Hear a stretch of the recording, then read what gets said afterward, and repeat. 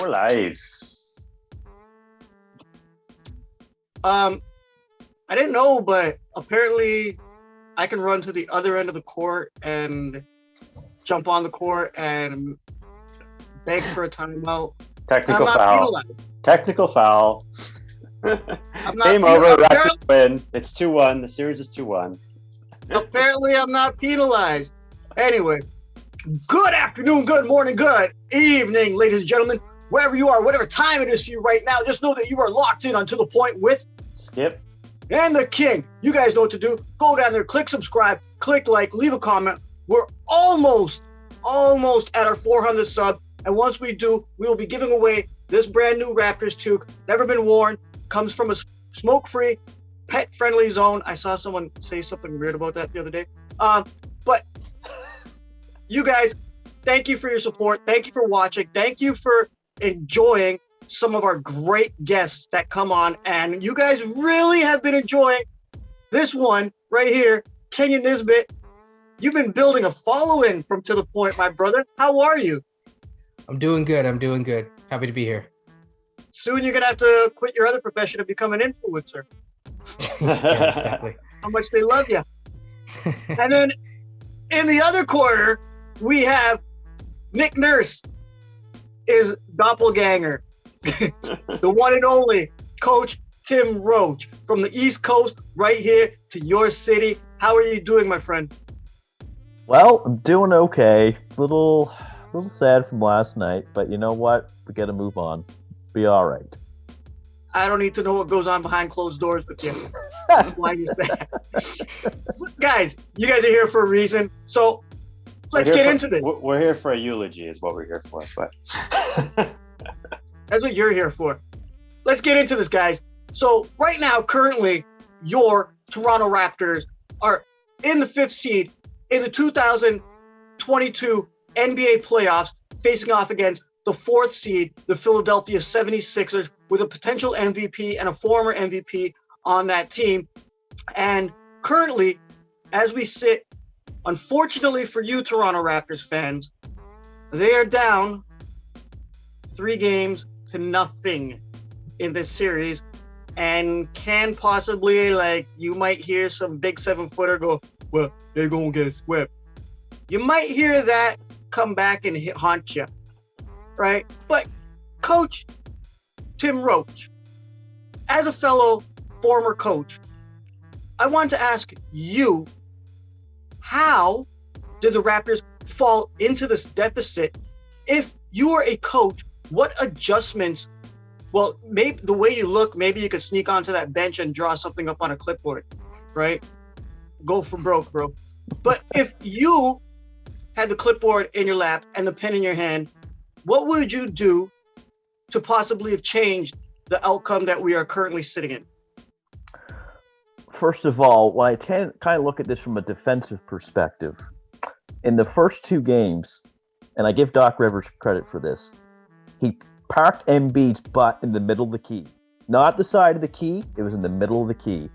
And that's what we all like to teach big kids when they're growing up. When you get size over someone, park your butt in the key, and then you drop step or hook it, little semi-hook in the key. And what he did was, because Embiid is such a size advantage over Chua and Boucher, it was very easy for him to do that. While doing that, the Raptors on D would start to double or triple team him. And this is what led to Harris and Maxey, now this is in the half court, to getting these open threes and open shots. Tyrese Maxey in the first 2 games was averaging 30. This is your quote-unquote 3rd or 4th option, however you want to look at it. And Harris, after the first 2 games, was averaging 23. And this is quote-unquote your 3rd or 4th option. And they scored, I think, 107 points in 2 games between the 2 of them. That's impressive. And that's because of so much attention that Embiid draws from the opposing defenses. After that first game, what I would have done, I probably would have gone more single coverage with Embiid, because you can't have Harris and Maxey be open as much as they were, and the way that they were shooting and stuff like that. So I think the kind of question that you have to ask yourself, do you want Embiid to score 40 or 45? and Harris and Maxey don't get as many open looks from threes or many attempts. That could have been an approach that they took. In game 2, though, it was more of the transition. So the Raptors they're one of the top offensive rebounding teams in the league. That was cut off from them. So in transition, when you've got James Harden orchestrating the offense, Harden's a lot of things, but he's a pretty bright guy. He's a pretty bright orchestrator on offense. So in transition, when he's hitting Harris or Maxey or Niang or Danny Green in the corners, and then you got Embiid filling the lane as he comes down the key, he's going to draw the defense as well. So there were a lot of areas in which I'm not sure, from a physical standpoint, what more they could have done, the Raptors. I don't know. And last night in game 3, they kind of switched it up as Embiid would take a dribble on the floor, and that's when they would come and double team. And that seemed to work for the most part, unlike the first 2 games. Mm-hmm. What I also noticed, if I switched over to offense now, their offense down the stretch last night was half-court offense, was almost non-existent. It was very iso ball towards the end, and I found they started to get into some trouble with that. This team is not really the iso ball team where you give it to a guy and he'll get you a bucket. It's not these guys. We don't have that Kawhi Leonard or DeMar DeRozan. Shout out to him for scoring 41 last night, by the way, for Chicago in the big win. This team relies on motion offenses and ball movement, player movement. I didn't see that last night down the stretch, and that hurt them because they tried to go iso ball a lot, and they weren't having any luck with it at all. So I hope, in terms of the adjustments there, that they would have played more team offense.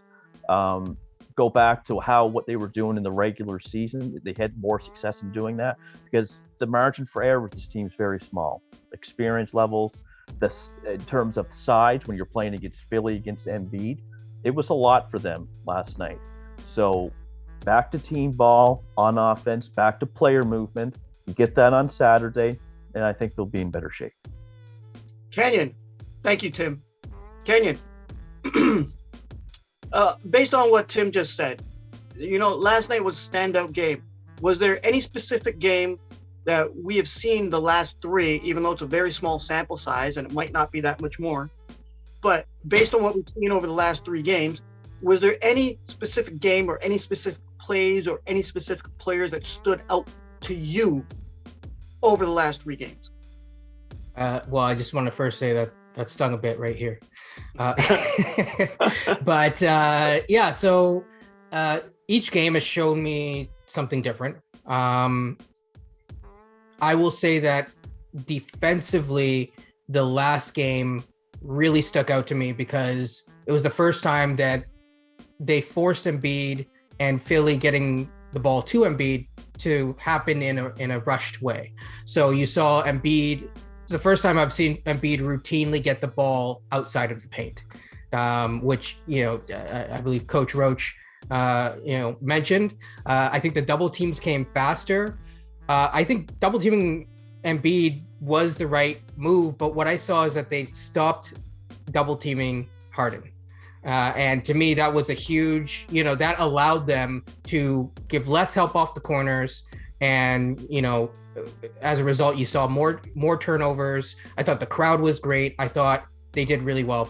Offensively, they got into their sets faster in the first half of the game. I think what I saw is a young team that got excited. And as they got excited, as the game went down the stretch, their excitement level turned into stagnation of offense. You would see times when Fred would get the ball, would shoot the ball, make 2 shots in a row within the flow of the offense. And then the very next time he would come down and he would take the ball from, instead of, on the catch, he would take the ball from the half court and throw up an ill-advised shot at 20 seconds. So yeah, I think that overall half court has been good. Lastly, man, Precious Achiuwa is a fast person. He is a freight train. He is fast. They cannot keep up to that man. It is scary how fast he is. So I did see some things that, regardless of what happens in this series, that give me hope for the future. And, I'm excited to see them at least have a proper effort where they, as Nurse would say, a 48 minute effort. Yep. Thank you, Kenyon. Skip. We were here a little while ago. Pretty optimistic. Kenyon said Raps in 6. Andrew Reese said Raps in 6. I agreed, Raps in 6. You said, as the biggest Toronto fan, Philly in 7. So your pick was Philly. Even on your playoff bracket that we posted, you did pick Philly. So here's your minute to gloat. Go smile. Go ahead. I don't want to gloat. I want it to be wrong. Yeah, a little bittersweet for you, huh? Like some salted caramel in your ass. Anyway, Skip, what intangibles that we do not really see on the box score, maybe a way a certain player played or something having to do with that, how did that change the pace of this series? Because we all did expect it to go at least 6 games, right? Right now, there's a possibility of 5, maybe 6, could be 7, right? Far-fetched. But what intangibles came into play to have this 0-3 outcome for your Toronto Raptors? Joel Embiid's balls. It's not this kind of show. Children watch this show. All right. Children watch this show. But for real, like Joel Embiid just manned up and made some shots at the end of the game. But more to your point, I think what I started to say on the last show, I think that really plays, which is just that Philly needs this series so much more than the Raptors do. The Raptors lose this series. The Raptors lose this series. They go to Cancun. They pat themselves on the back. They say, "All right, we overachieved this season. We'll come back. We'll get them next year." Philly loses this series. Like heads are gonna roll. Joel Embiid's gonna get crucified by the media. James Harden might not get his extension. Like there's so much at stake for Philly that isn't at stake for Toronto. And so I think that's why I predicted Philly in the first place. I didn't pick them in 5 games or 4 games. I thought the Raptors would push it to 7. And I think, honestly, 1 or 2 more breaks last night, and I think this is a real series. But regardless, I think Philly was going to win this series either way. I think the national media really got stuff swung out of proportion when people started to pick the Raptors. The Raptors were always a team. They were a team that kind of that plucky underdog that had a path to winning if Philly sort of broke down, if Philly, if they played to their weaknesses, essentially. But Philly was always the better team on paper. They always should have been the favorite in this series. And what we've seen in the first couple games has just proven that to be true. So I think basically intangibles, just Philly is title or bust this year, and the Raptors aren't. I mean, remember, we started this season, our season preview, like 6 or 8 months ago. We came on the show and we made a joke about the Raptors winning the title, and we all laughed. We were like, "Yeah, right, they're title contenders." Ha ha. Philly, they legit think they're title contenders. So that was a total imbalance in this series from the get-go. And I think bottom line, Philly just needs so much more. And you could talk about Pascal and Freddie having tough nights. I think there's reasons they had tough nights. I don't want to call them playoff chokers. They're going up against a playoff defense at the same time, a defense that is specifically Pascal, set up to shut down Pascal. Freddie is a little more complicated. I think maybe the knee was bugging him, wasn't making his shots, and that they really needed that. But at the end of the day, the biggest intangible is Philly. Philly wants this series. Philly needs this series, and the Raptors just aren't there yet. Okay, can I get in here, guys, for a second? Yeah. Okay, so Coach Roache, you did talk about getting the ball to Embiid outside of the paint. And yes, very correct. You did also say, which I did, you just said it, but I posted it last night on our To The Point page, that one of the keys for the Raptors' success is to not double team James Harden, which you said, right? I like that. Getting to Embiid, once he puts the ball down, like you were saying, let him, as a former coach, I'm pretty sure you would agree, let him go score 40, 50. As long as you cover the rest of the team, what are they going to do, right? It doesn't open the door for Maxey and Harris to go through that. Kenyon, you did speak about Precious. Yeah, second year in the league. Could you imagine what that kid's gonna do in the future with him and Scotty? Come on. Skip, Also, best defense on Embiid all night for the most part. yeah, he came out to play. But I just want to give you guys something out here. Maybe this is something for you Raptors fans. Okay, I've seen a lot of you guys agree with me. About 99% of you have agreed with me. Some people have called me a lot of really bad names, which I cannot say on the air. But let's face it, the NBA, when it comes down to it, the officiating has been atrocious in this series. Skip, you can laugh all you want. Yeah, you know what? Listen, if the officiating wasn't bad and the Raptors got outplayed, I'd accept that. I'd live with that as a non-Raptors fan. But to see it have it dictate the outcome or the beginning of the game, coach, you know from when we're coaching, you know when some of your star players, they get into foul trouble really early, you got to pull them. That changes your flow of the game. That changes your style. That changes where you're going to utilize everything. It doesn't get guys into rhythm. Now they're sitting up when they normally would be getting into rhythm. Like if you look at the last two games alone, look at the last game, game 3, okay? The difference in free throws was Philly took 2 more, they hit 3 more, 3-point difference. That's what the Raps lost by. Game 2, Philly hit 14 more free throws than the Raptors attempted. Okay? 5-point deficit. Right there. That makes up a lot. If you really, really, really want to look at it. Okay? It's unbelievable. I think honestly, if the game was called fairly and the Raps get outplayed, then we could pick apart, like was Freddie playing up to par? Was Pascal getting into that mentality like we spoke about earlier, Kenyon? What about Scotty getting injured? Look, that kid almost had a triple-double. Skip, you talked about injuries. Now, see, that's the thing. There's so many other intangibles that we can talk about. Like Coach, you were talking about, would Maxey go off? Would Harris go off? We can talk about all that, but let's look at the bottom line. When you boil it down, you guys know I'm a chef. So when you boil it down, the essence that you're taking is the officiating, especially considering from the last game where right at the end, when it was tied, with 2 seconds left, Doc Rivers decides to run up the floor onto the court to beg and plead for a timeout, which is completely against the rules. Should have been an unsportsmanlike technical, right? And the Raptors would have had the ball, been able to take that shot. The game could have swung. It could have been different instead of Embiid hitting that lucky shot. Yeah, I see that smirk on your face, Skip. I see that smirk on your face. What do you got to say? Because, no, wait, hold on. Get into that. Because I want to ask a serious question here.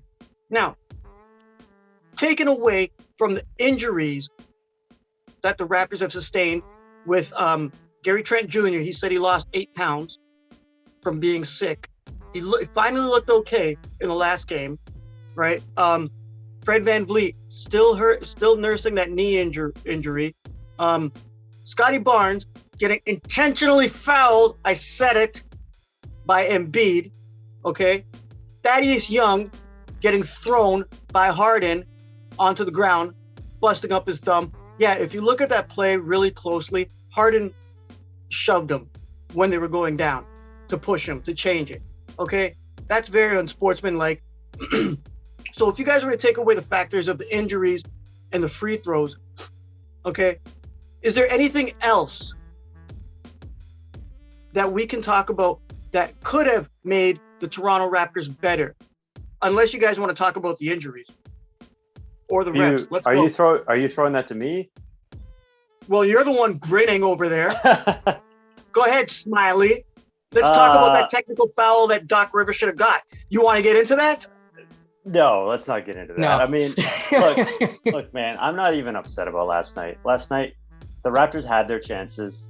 That Embiid shot last night, that people are comparing it to the Kawhi shot. It reminds me way more. It reminds me way more of that shot that LeBron hit over OG in the game 3 a couple years ago, where it was like the series was already basically over, and it was just like that was the nail in the coffin right there. I mean, as much as we can bitch about the refs as much as we want, Philly played a dirty game in game one. Ever since game one, I think the Raptors have just, I mean, we got a good whistle last night. Game two, the whistle was a little rough, but like, come on, man, we lost by 15 points. I'm not going to cry about the refs in a 15-point game. There were, some of those were really fouls on Embiid. Like, let's be real. If you want me to bring up one other topic, I will say, back to sort of Coach Roache's original point about what to do differently in terms of the first three games. It's got to come back to the minutes load. I know Nick Nurse plays his guys crazy minutes. I know that he runs his guys into the ground, and he's been doing this all season. But the reality is, if you want these guys to play this really high octane, high hustle style, it's really hard to do that when you've been on the floor for 20 minutes straight. Guys are tired. Guys are they got to take a gasp on defense or on rebounds, and they're not getting in there and getting the offensive rebounds the way that they need to. I think they've lost the offensive rebound battle in this series. I don't have the numbers in front of me, but they were actually even last night. And I think they lost at least one of those games in Philly, if not both. So yeah, I think, and that was the key going into the series, is that the Raptors have to hit the glass. But in order to hit the glass, you have to be fresh and healthy. And that's why I was a little upset that Boucher didn't get as much playing time last night in particular. He only played 16 minutes. He was a +7. I thought really down the stretch, there were spots you could have thrown Boucher in with the starting five. I don't know which guy you take out. It's tough to figure out how to fit him in there with Precious playing such an important role on Embiid and making his shots. But I think they could have used a little more pop from Boucher, a little more energy. And just like these guys, 48 minutes, 45 minutes, 45 minutes, like go up and down the roster. These guys were playing crazy minutes loads, and they just didn't have a lot left at the end of the game.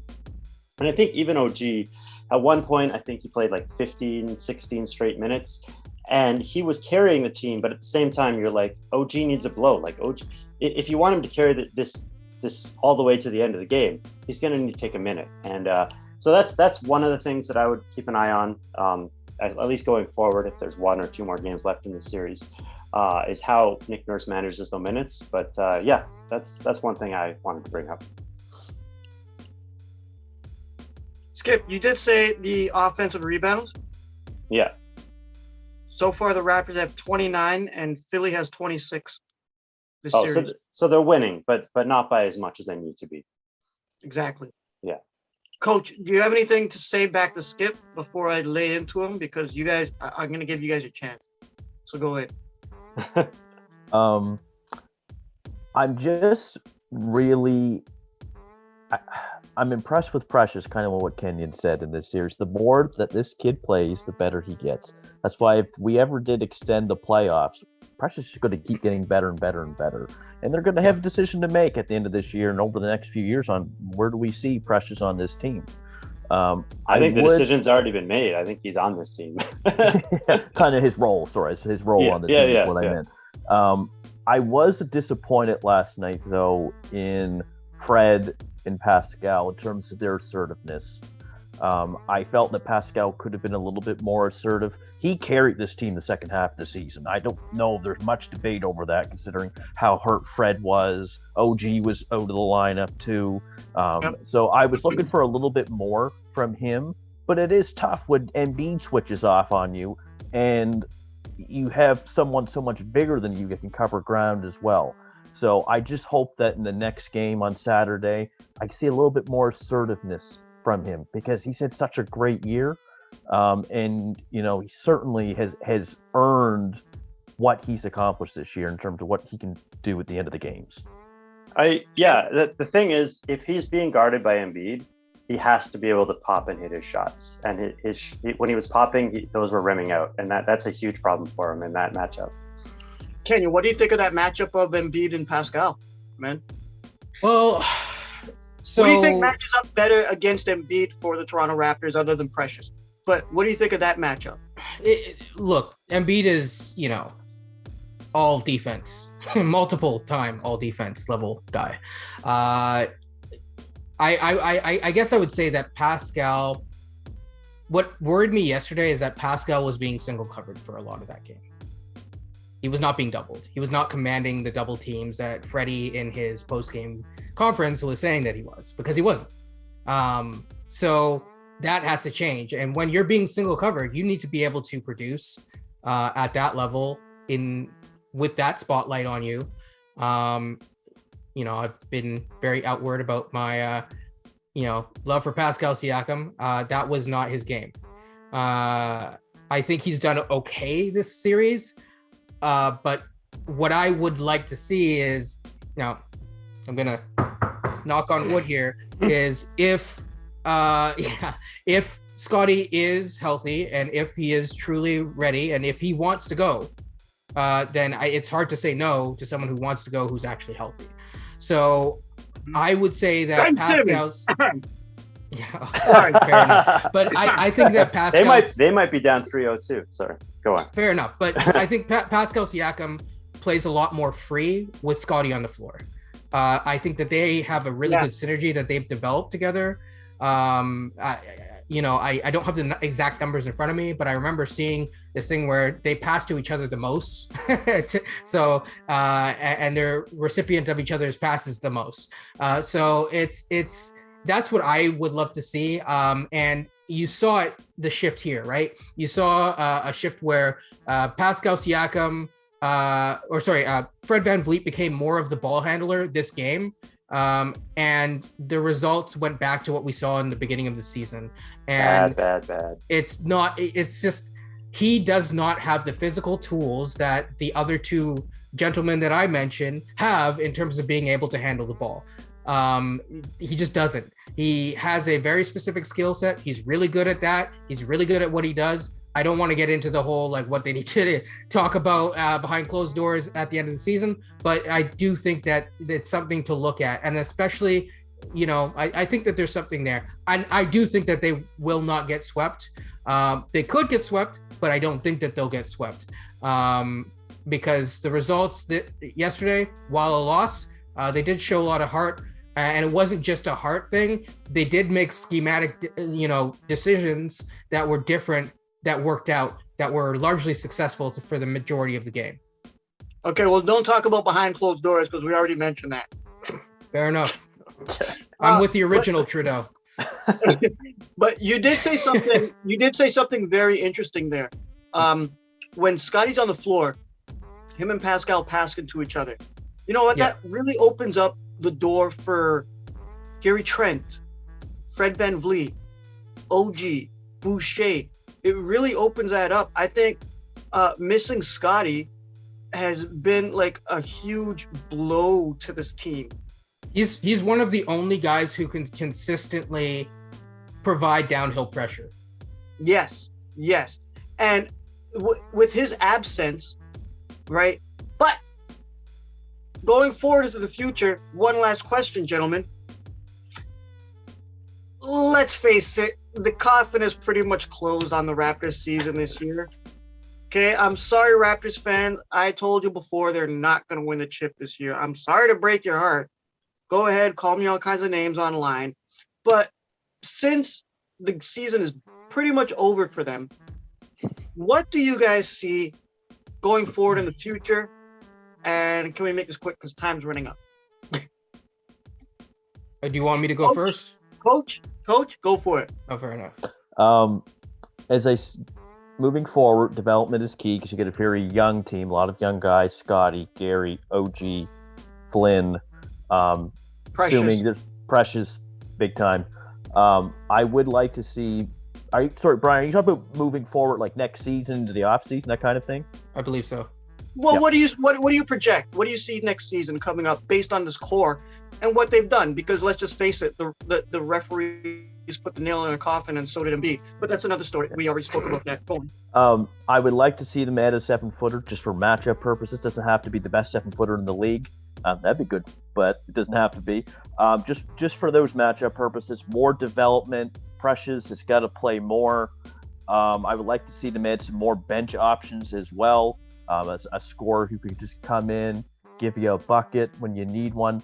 Those are kind of the three main elements that I see: a big, a scorer, and development of your core guys. Okay. Skip, before Kenyon gets into it. Well, I think you just got to run it back for the most part. You got to get Scotty development as the number one option is the number one key. Because if this series has Scotty as a number one, Pascal as a number two, OG as a number three, and then Fred and Gary as spacers, it's probably a different series. That's the number one thing. As far as moves, I think you mostly run it back. I think they can only offer like the mid-level or something. So I think you're looking at either a big or a bench piece. Either a big or a different position bench piece. So I would expect them to add one small piece, but I wouldn't expect anything big. I think the development has to come from the core five. Okay, Kenyon? And Precious too, sorry. Yes, thank you. Why do we keep forgetting about Precious? We were just talking about him. Yeah. Hey, I didn't. Yeah. I think he's good. And I think that I remain hopeful for this for the future of this team. They are a good team. They're not a great team yet. So that's the first thing. I think that 1000% they need to add a true center. Precious is good, but I think that Precious is, he's not 7 feet. Okay. And you do need someone to soak up those minutes, because I don't want to have whether it's Pascal or OG, because OG is apparently guarding Embiid now and doing a really good job. We need someone else, right? Even to soak up minutes during the season. So I think that they need to, ideally, if it's possible, this offseason is one of the last times to accumulate assets and get a add to the top end of the roster. But also, as Coach Roache said, you need to add to the bottom of the roster in terms of bench pieces, because I did like something that Simon touched on really quickly, and the idea of like having if you're gonna do this high wire act, you might need to run more of a hockey lineup where you have guys quickly in and out to give them more rest. So that's what I would do. Someone like a Gary Harris, who is a free agent, would be a very interesting score off the bench piece. Realistic targets for centers, I would say like Nurkic or Thomas Bryant, or the person that I keep mentioning behind after these things are done, which is Miles Turner. I think is someone they will go for. I don't know if it happens. So overall, I think that a lot of the guys will get better. One other thing, Siakam, he will finally have, because he did not have last offseason to work on his game. I want to see what happens when he works on his game for a whole offseason instead of doing rehab. So yeah. Okay. Well, you know what, guys? To be quite honest, looking forward to the future of the Toronto Raptors. By the way, thank you, Kenyon and Coach, for your input. Skip, you not so much. I'm kidding. But looking forward for the Toronto Raptors. I do see. I skipped this one. I'm joking with you because I agree with you. Run it back. That core. I'm loving what I'm seeing with the young guys. Scotty being that number one option. Trent is still young. Achua is still young. You still got Banton and Champagne on the 905, who lost in the Eastern Conference Finals in the in the G League, right? You still have these guys coming up. You still got a young guy like Yuta, right? Who doesn't care if he scores. He just wants to play. Yuta's not a young guy, but go on. Stop it. To me, that guy looks ageless. Watch that guy when he's 50. He's going to be looking like me. You guys never think I'm this age, right? Then you also got like a younger guy who, if the Raptors do push for it, can develop more in Malachi Flynn, right? You have the aging players such as, you got the old man, Thaddeus, right? But he's more there for veteran locker leadership. Then you also have the guys that were there for the championship in Siakam, VanVleet, OG, Boucher. And let's face it, they're not old, right? They're not old. They are still very young. So I would say run it back. But I do also agree with you, Coach, and you as well, Kenyon, that maybe a big man should be involved. But that's a topic for another day. I appreciate you guys coming on. Thank you guys for watching very much. We appreciate it so much. You guys know what to do. Go click subscribe. We're right there. You want this? This is yours. this right here. Okay, we still have more to give away after that. So keep going, ladies and gentlemen. We love your support. Thank you so much. You know, especially blowing up Kenyon Nisbett. Like, geez, bro, you're like a star now. People are loving you. And the one and only Coach Tim Roache from the East Coast. Man, you got to make me some lobster sometime, bro. You got it. Telling you. Well, maybe lobster sandwich. Maybe we'll do curry lobster. Ooh, how about that? Ooh. Or jerk lobster. Now Okay. you're talking. Now you're talking. Right? Yeah. All right. And Skip, the one and only Simon Brodeur, simonbrodeur.com, at Dougie J's on Twitter. You guys know what to do. Go find him out there. Bother him. It's baseball season. Let him get at you. Give him something to do because he's bored. So on behalf of all four of us, myself, Coach, Kenyon, and Skip, good afternoon, good morning, good evening, good night, and Peace.